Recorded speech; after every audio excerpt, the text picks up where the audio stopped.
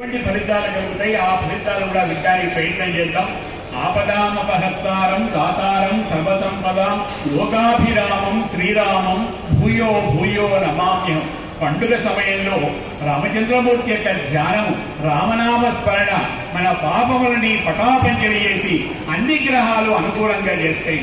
కాబట్టి ఇంతమంది ఉన్నారు, ఎంత పెద్దగా చెప్పగలిగితే రామనామం అంత గట్టిగా చెప్పండి. తర్వాత నవనాయకుల ఫలితాన్ని ప్రారంభిస్తాను. శ్రీరామ్ జయ రామ్ జయ జయ రామ్, శ్రీరామ్ జయ రామ్ జయ జయ రామ్, శ్రీరామ్ జయ రామ్ జయ జయ రామ్, శ్రీరామ్ జయ రామ్ జయ జయ రామ్, శ్రీరామ్ జయ రామ్ జయ జయ రామ్, శ్రీరామ్ జయ రామ్ జయ జయ రామ్.